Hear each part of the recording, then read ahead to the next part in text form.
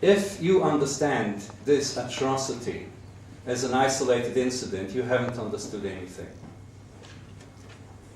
This atrocity is one of many, and I will not go into the whole list because you've heard it over the last few days and maybe a few years when you read about conflict. There is a systemic machinery at work.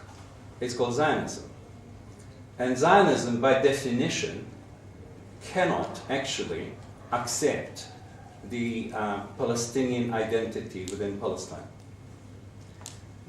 The minute that Zionism has started working for a Jewish state in Palestine, with the help of the British, of course, the Palestinians were doomed. Now, I invite you to look around you in the world and to note that wherever there is blood being spilled, the bloody fingerprints of the British Empire are visible. Whether it be in Pakistan, India, Kashmir, and Afghanistan, in Iraq, Cyprus, there's no blood being spilled at the moment, but you know the history. Ireland, there's no blood being spilled at the moment, you know the history, 400 years of it. And I could go on with that list, but of course Palestine heads that list. We have seen the results of the British Empire reverberating decades after its demise.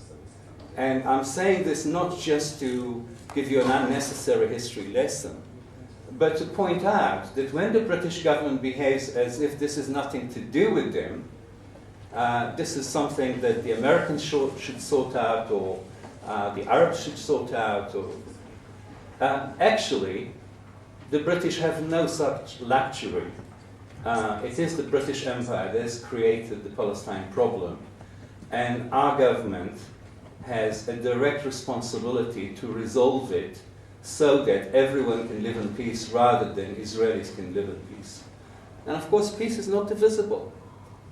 If you have no peace on both sides, you will have no peace on either side. Justice is not divisible. If you only have justice for Israelis, you won't have justice at all. It's an oxymoron to think about Israeli security as if Palestinian security is not important. And this is what our leaders have been spouting out, day in, day out. If you read Mr. Brown, if you read Mr. Bush, and soon Mr. Obama, he hasn't had time yet, but give him a chance, he will come out with it later this week, and he's already come out with it as a candidate. They are all talking about Israeli security and a better quality of life for the Palestinians. In other words, there are two communities here. There's a community of Israelis that have a right for security and peace. There is a community for natives that don't have a right to all that. They have a right for a better quality of life. What does this mean? I didn't even notice that they have a right for life. That right was not evident in the last 3 weeks, and it wasn't evident very much before. The Israelis, since 2005, when they left Gaza, have killed 4,200 Palestinians. Just consider this number for a moment. Gaza is the size, I would venture a guess, of Camden and Haringey put together, both in terms of space and in terms of population. But the space is smaller, of course, but it's similar. If we were to project the number of 4,200 Palestinian dead over Britain, for example, there will be 160,000 dead. But you might say to me, you are comparing like with not like. Gaza is a city, so let's compare it to London. Fine, you know, I buy the argument. That will be 32,000 dead in London. Have we ever heard about something like this? Has it ever happened in 3 weeks that half of that number were killed in a city? Even the 9/11 is paling into insignificance.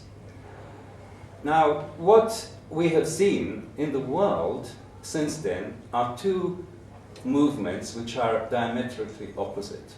one movement of amazing recruitment to the cause of Palestine, aided by the new media, obviously the internet, and the fact that more and more people are so enraged that they no longer wait for their governments to resolve anything, and they fully are cognizant that those governments are not going to resolve anything. If anything, they are going to make the problem worse.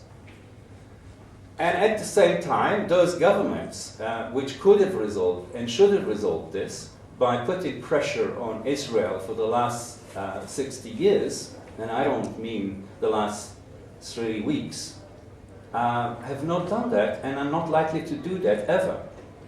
There are a whole number of arguments as to why they are not doing that.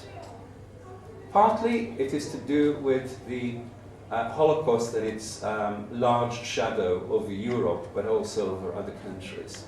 The Europeans are too frightened to confront the Israelis, and you will find that if you confront Israelis, you are immediately accused as being an anti-Semite if you criticize Israel.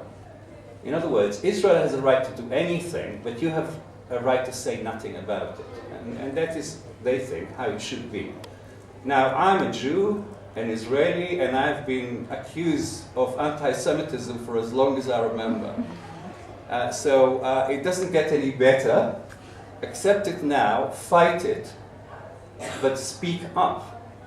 My whole family was destroyed in the death camp in Poland. So you can imagine what it does to me when I hear that I'm an anti-Semite. No doubt they know when they say to me that I'm an anti-Semite that that's the case, and therefore they needle me even more. But even when they call you anti-Semites, if you're not Jewish, it is a frightening thing to face, because none of you sitting here, I'm sure, is a racist. I have no doubt about it. And actually, it is the racists who are calling you anti-Semites. Now, it's not as if anti-Semitism doesn't exist. Well, first of all, it exists in Israel. Israel is an anti-Semitic country. Blacks in Israel are treated as third-rate citizens. Secondly, the Israelis are anti-Semitic about the Palestinians. If that's not anti-Semitism, I don't know what is, because all the people involved there are Semites on both sides. And this is a form of racism which is extremely repugnant. But I'm saying this because there are also people now, young people in Britain, especially of Asian origin, who don't understand the difference properly. I don't think any of them are sitting here, between anti-Jewish and anti-Zionist action. And we should never get confused about that, because that accusation is very powerful and is actually making a lot of politicians shut up. And I'm afraid that most of them do shut up. Not everyone is like the people speaking here today, which I'm very thankful for.